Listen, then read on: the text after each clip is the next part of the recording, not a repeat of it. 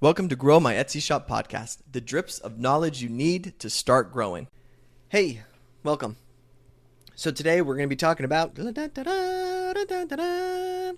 Price is Right. We're going to be talking about pricing.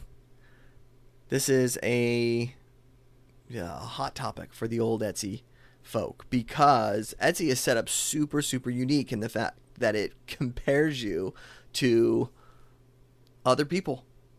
And so if you have your own website, you can train, you can walk people through, you can pre-frame them, you can set up the stage so that they can see the pricing and it adds up to the value of what they're doing. And if they want to see other products, they have to either leave your website and find another website, or they shop on your website and off they go.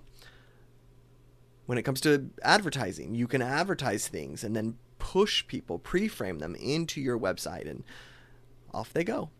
But Etsy is set up a little different, and it's a different beast for an e-com store to compete on, because there's an elevated competition of pricing. When you go to Etsy's front page or you're searching for something, you're going to see a photo, you're going to see a title, you're going to see a price. And Etsy is saying you need to make a decision on who you want to give your attention to based off of those three things. Title, which is essentially just saying, is this the right product? So if you were searching for a leather dog collar and the title says cotton dog collar, you're going to say, no, this is not the right thing for me. But that's pretty much what title is for. It's just to make sure they're looking at the right thing. So what is it actually? Picture and price. Those are your two big. Picture and price. So does price play a factor? You betcha. And if you're going to get a click, does price play a fact? You betcha. So naturally, this means that what we want to do is say, all right, well, what is everyone doing on Etsy? And how can I be the cheapest? How can I be the one that people click on? And this is where we get into sort of a loop, because it's almost harder to be the cheapest thing on Etsy because you lose money. It's how do I say this? From a seller's standpoint, there is a price range that our customer is willing to spend. And we sometimes think there's a price that they're willing to spend, but that's not. It's a price range. Nobody goes into shopping for something with the exact dollar amount that they're willing to spend. And you'd be surprised, and this is where sales comes in, when someone has a number in their head but spends a little bit more because something sold them.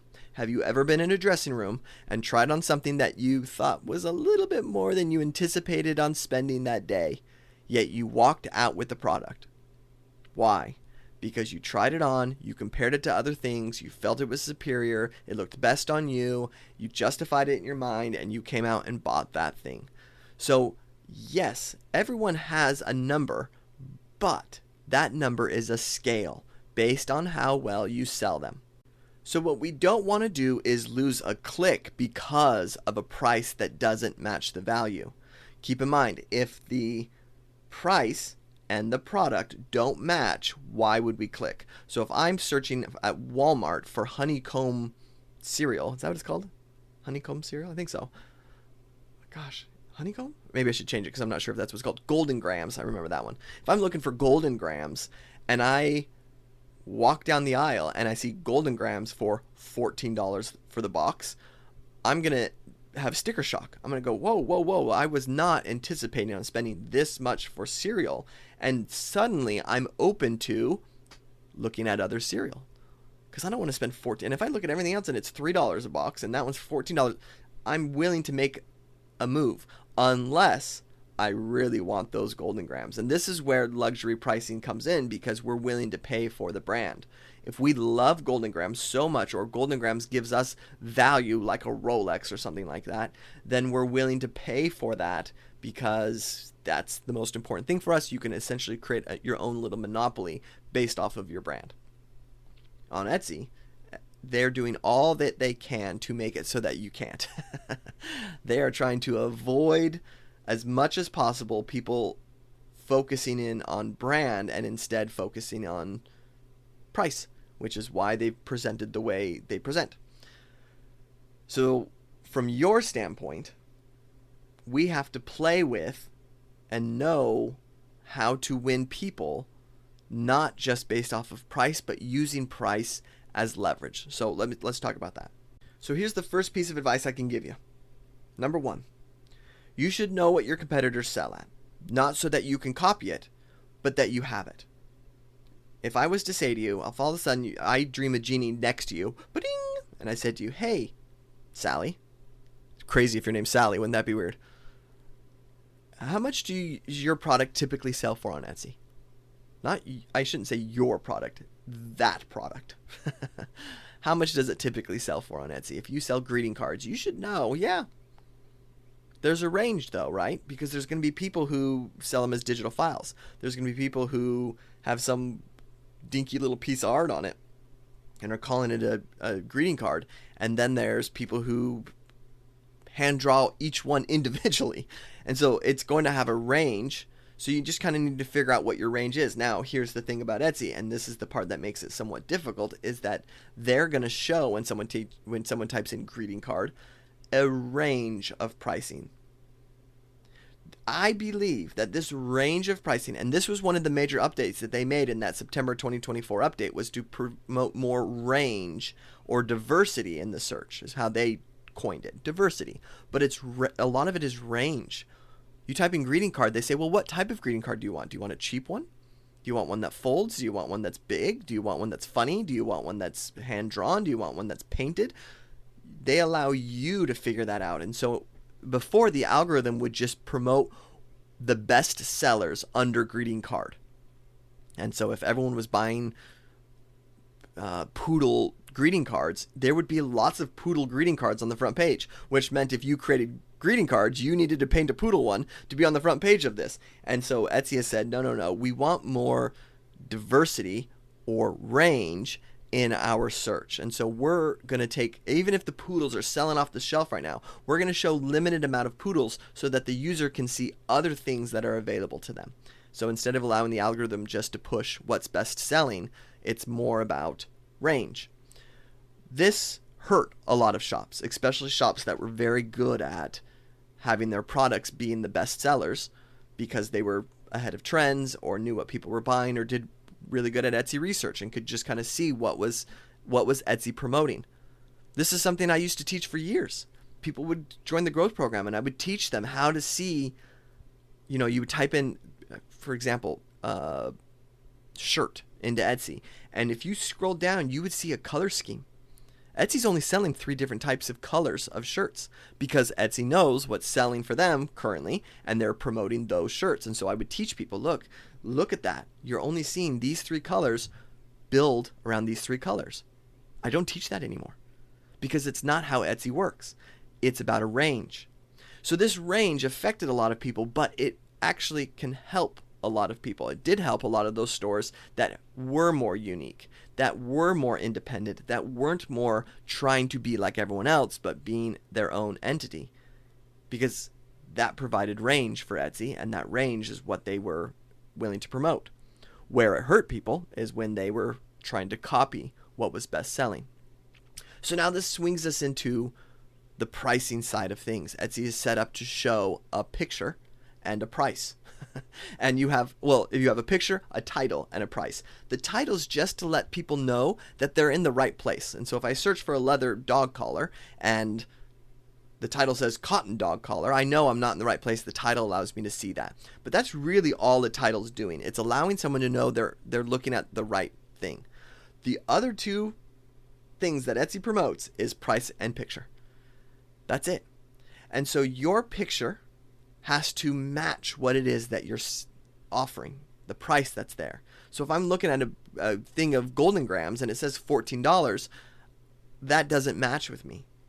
But if there's a lot of different, let's use this analogy. If I type in Golden Grams into Walmart.com and 8 boxes of Golden Grams show up and they're all different price points, as long as they're within a range of what I'm willing to spend, I now have it on my court that I have to figure out which one is best for me. Now, Are there people who are going to say, well, this one's the cheapest, therefore I'll go this direction? Of course. The question you have to ask yourself is, are they the most profitable versions of themselves?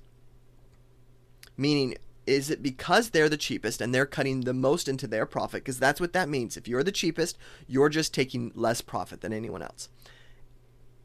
Does that ultimately lead to revenue, net revenue for you? Or are you just selling? I have some people that I'm currently working with right now that sell a lot. And then I look at their net revenue and I go, oh, you didn't take home very much. You're selling like a maniac. You're working like a successful Etsy shop, but your take home isn't high. That's just because they might be the cheapest. Or maybe they're really superior in what they have, but they're marking it trying to be competitive on Etsy. So meaning that your costs are more, your material is more, but you're trying to be competitive. This is where Etsy can favor you. Because if Etsy's looking for range, if they're looking for diversity and your product is superior, you can charge more for the product. Point. Now, there are two different things that you need to know about this. One, there is such thing as value, meaning, hey, I use oak wood, they use plywood. I have a superior product. There's also something called perceived value. So perceived value is when you look at the Golden Grams from Kellogg's and you look at the Golden Grams from Walmart, like the Walmart brand. It's in the bag and it's got like a weird bear that looks like it's been on crack for 6 years. And then you have the nice clean Golden Grams bear that's on the nice box with the perfect coloring and stuff like that. That's perceived value. Something about that bagged cocaine looking bear makes me say, I don't know if, even though it's cheaper and even though there's more in that bag, I don't know if it's going to taste as good as that one. That is called perceived value, meaning that you, because you presented your product in a certain way, I assume it costs more and for a reason, because it's superior. So as long as you have one or the other, you can charge more for your product. And if someone, so again, are there people who are going to get on Walmart.com and buy the cheapest Golden Grams they can find? Yes. But are there also people looking for the best Golden Grams? Yes. And those are the people that are going to go buy the Golden Grams that's in the nice box with the normal looking bear on it. So are there people on Etsy who are going to look for cheap greeting cards? Yes. Are there also people on Etsy looking for better greeting cards? Better quality, better customer service, better designs, more professional, better paper? Yes. So just like anything in business, as you improve your product, you can mark up the materials that you're using to bring more profit to your business. I'm a big believer of this is, and now everything we just talked about, you're probably like, yep, Jared, that makes sense. Hopefully. Now I'm just going to give you brass tacks here. This is what I believe. This is my structure. This is the best advice that I can give on pricing. If you are a new shop building up a reputation, the way you bring in perceived value is by getting people to buy your product. If people buy your product, you have lots of sales, Etsy likes you, they're promoting you, and you have reviews to back that. So let's dissect this one thing at a time. Lots of sales. You go into a shop, they have 6 sales. A little worrisome to buy from them? Of course. It gives you that crack cane bear vibe that we talked about. But if you know this store has thousands of sales, they're doing well, that gives you a perceived value. The next thing that we don't always think about is people trust Etsy. It's why they're shopping on Etsy. People trust Amazon. It's why they shop on Amazon. And so if I'm on Amazon and I go to look up to buy paper clips and it says, here's Amazon's pick. And I can see Amazon's promoted this to me. Amazon has, this listing has a bunch of reviews. It is given me a lot of perceived value of why Amazon, or why this product is superior on Amazon. So that I might keep scrolling. I might get to page 5 and find the exact same product for cheaper. But why do I trust Amazon's pick? Because I trust Amazon. I'm piggybacking, or they're piggybacking off of Amazon's brand. So when someone searches for something on Etsy and you show up, there is perceived value to that. Etsy is promoting this to me. Etsy is, not you, Etsy. So by you being upfront, being promoted, that is putting perceived value of your shop. Now, I'm hitting this home because I got a point. I'm going to hit you with this. The next thing that can bring perceived value is a professional looking, but we don't want to, I hate that term. I don't want to use that because I think that pinholes people into trying to remove themselves from their brand. I'm not a big fan of that. What I am a fan of is just looking like you're someone who knows what they're doing. You don't want to look like you're, taking pictures with your Kodak camera, developing film and trying to get this thing up. You do need to look like you're someone who can handle orders and do what they're doing. So, okay. The reason I'm trying to avoid the term professional, though professional is a good word for it, is that I don't want you to become stale. Oh my gosh. Because talk about blending in. If you are just the crack cocaine version of the nice looking bear, because you're trying to blend into their bear, that's where you get problems. And so if you are a completely different entity and have that going for you, you can create a brand for yourself. But if you're just trying to be another version of a professional version of something that's already more professional than you, it doesn't do you any good. Okay, back to this. Reviews. Reviews that's called social proof. Huge in e-com. Year over year, the importance of reviews are becoming even stronger. So investing in reviews, getting reviews are going to be a long-term growth plan for you. Okay, so now with all this said, to be on the top of Etsy, to have lots of reviews, to have lots of sales, you need to have people buy from you. You know for a fact there are people on Etsy willing to purchase the cheapest version of something. It's guaranteed. Everything else takes skill. But that is in itself can work for you. So sometimes when you're new and you're starting out, I'm always saying go light on the price. Don't price for your forever price. Go light on the price because it gives someone a reason to buy from you, which gives people. Also, there's the thing with reviews, because if they're overspending and then they get a product that you haven't quite perfected yet, that's not going to be great for your reviews. And so you price for growth, which is I'm not necessarily aiming to be overly profitable at the moment. I'm looking to become a successful Etsy seller. Etsy doesn't care how much money's landing in your pocket. They don't care. What they care about is how many times your listing is being bought when people look at it. That's what they care about. And so it gives you time to get traffic. It gives you time to learn your processes without having, an intense audience on you. And so a great example of this, and I've shared this before, is that when I started doing walkthroughs of Etsy shops, I sold it for really cheap. And I told myself I was going to do 100.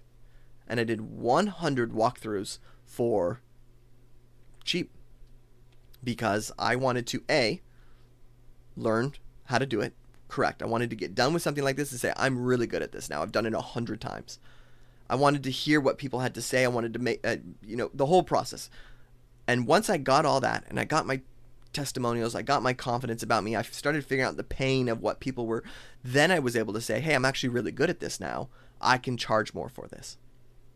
I would advise you follow a similar pattern, which is to say, here's where I recently worked with a doctor who had a subscription model. We used a very similar thing of, let's start here. This is our guinea pig group. We work out the kinks with our guinea pig group, and then we start to increase. Because once we get better, that's when we can charge more. And we move away from imposter syndrome. Because sometimes we can feel like, I don't want to charge more because it cost me 10 cents to make this and I'm selling it for $5. I don't want to charge more. But the answer is, you're selling value. That's what you're selling. You're not selling your costs. They could go out and buy that 10 cents thing themselves. You're just selling value. And the more value you put in yourself, The better you are at doing your thing, the more of a smooth process you can give them, the more you can charge for what you're doing. Okay, so back to my advice here. You know that there are people willing to pay less for a product. They're out there, and they're the highest. I shouldn't say they're the highest. They're the easiest to get. There you go. So they take the least amount of skill to win over. So you can get those people. You can get them to buy, which shows success on Etsy, which helps your organic growth, which helps your reviews and all the things that are associated with that. And then you can start to say, all right, let's figure this out. And that's when you move into phase 2 of your business. And phase 2 is to say, why am I superior than other people? What have I invested in? What's the value that I bring? And how can I present that to them? So when I look at the Crack Cane Golden Grams guy, I need to know why this is better. And right off the bat, I'm already looking at something that's cheaper. So in my mind, I'm thinking, well, it's probably not as good as this. But if you can convince me that it's better, but then also cheaper, yeah, that's an advantage. But hey, why not increase the price that comes with that? So this is where I go into phase 2, which is that we learn what it is that people love about our products. We promote those things. We compare those things, meaning we say, hey, this is why we're different. This is what we're doing. This is why our price is the way it is. And we increase our price. Now, let's get technical here. Does this mean overnight you say, all right, well, I've been selling my greeting cards for $5. I'm now going to bump them to $8. No. Let me teach you how to do this Etsy style. So there are going to be certain listings that drive people into your store. This is just the way Etsy sets up. If you've got 50 greeting cards, guess what? 9 of them bring in 90% of your traffic. Realistically, probably 4 of them. And so you have to identify what those 4 are and make sure that those are not the ones you increase your price on. Start with the back first. So you start increasing the back ones. Now you're going to say, Jared, if everyone's buying the front ones, what does this matter? We're just training Etsy. So we're increasing our back ones. And anything new that we create is our new pricing, our $8, our $8, our $8, our $8. We then, once we go through that process, we've kind of made some changes into our back products, into our new products that the scale of the store is more of an $8 store than it is a $5 store. We then go into this next portion, which is we take one of those bestsellers, or I should say one of those traffic sources, and we increase it and then put it on sale. So you move it to $8 and then put it on sale so that it's $5.29 or whatever. So there's a slight bump to your profit, but you're just running it on sale for a while, and you let that sale run for the next couple weeks. Put it on, let it run, and then while that's happening, you're going to put something else, do the same thing with something else, and put it on sale, and just kind of sit there for a while, and then you start to let sales run out. And this is where my advice is going to get a little gray here, meaning I don't quite know the answer to this. But how long do we let something sit on sale before we turn it off, or do we just keep it on sale? Jared's still pending with that information. According to Etsy's handbook, they don't like a sale that never ends. And this is an update that they put in. According to Jared's eyes, it can work pretty well. And so I'm unfortunately I cannot give you the exact step here. But if it was Jared, what I would do is I would try to slowly fade my sales off. And then if I felt like I was seeing a drop. Now this is where things get tricky, because people say to me, hey Jared, I raised my prices. I used to get a 2.2 conversion rate. Now I have a 1.9, and I'm getting less traffic and less sales. And then I ask the $1 million question, what's your revenue? And they're like, oh, well, actually I'm up 12%. And I'm like, yep. So you went up 12% and you work less. There's this concern of I'm getting less traffic and this is going to affect what I'm doing. But Etsy's aware of your traffic sources. Etsy's aware of your pricing. Think of it this way. If you have, when you go into stats and you see all your traffic in there, Etsy's categorized all your traffic. Etsy marketing, Etsy ads, Etsy or social media, Etsy SEO, Etsy search. Like these are Etsy, there's like the mobile version, the search version from desktop, the Google shopping ads that they run, your own current ads, your social media outreach, and direct traffic. I think those are the 6. And so they know all that. That's just what they present to you, though. They know even more than what they present. And they have that from their entire platform, meaning shops that are driving in their own traffic. Like, this is going to sound crazy, but if you said to me, Jared, here's a homework assignment. I want you to lower the conversion, or I'm sorry, lower the conversion rate of a shop. You know what I would do? I would put their stuff on Pinterest. Because Pinterest is going to bring your shop a lot of clicks and not a lot of buyers. That's just the way Pinterest works. Now, can it bring buyers? Yes. Does it bring buyers? Yes. But you have to get a lot of clicks to get those buyers. So it's not a typical conversion rate that you're going to see, which means that your conversion rate is going to get affected on Etsy. Now, I used to believe, ooh boy, this isn't good. But the more I've gotten into this, the more I've been able to see shops and work with shops and stuff like that, I've grown a testimony that Etsy is aware of traffic sources and understands the proper conversion rate for traffic sources. So meaning it's not penalizing you for this. So if you increase a gift card to $8 instead of $5, and let's just say 70% of gift cards are sold at $5, and now you're in the top 30%, you are going to see less traffic because you're attracting a different type of buyer. And with that, you're going to see a lower conversion rate. Now, the next thing is, because you have a higher price, let's do this. If I'm selling a sticker versus a couch, which one is going to have a lower, furniture stores convert at way less than 1%. A sticker store is going to convert at like 4%. Should the furniture store be penalized for that? No, they just have a much higher price point, and that affects their conversion rate. I believe Etsy is aware of this. This isn't something we should be concerned about. All we need to make sure is that our revenue is still working for us and that we're not seeing a month-over-month decrease in sales. That's where, and views.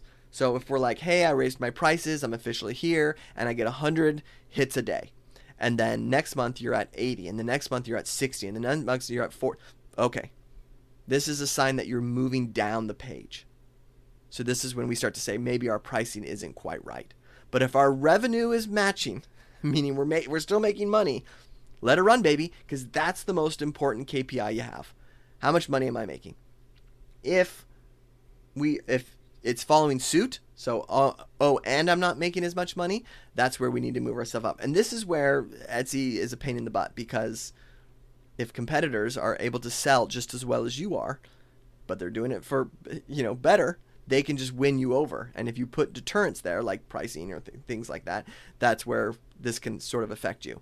So this is why these two play hand in hand. You have to have a value or perceived value increase before you increase your pricing. Let me say that again. This is probably your biggest takeaway from this podcast. If you're thinking, I want to increase my pricing, first think, can I increase my perceived value or value?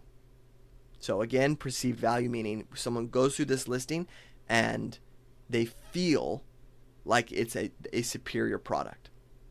So, boy, this was such an easy listing for me to go through. I got all the information that I needed. It looks really great. Their pictures are great. This looks professional.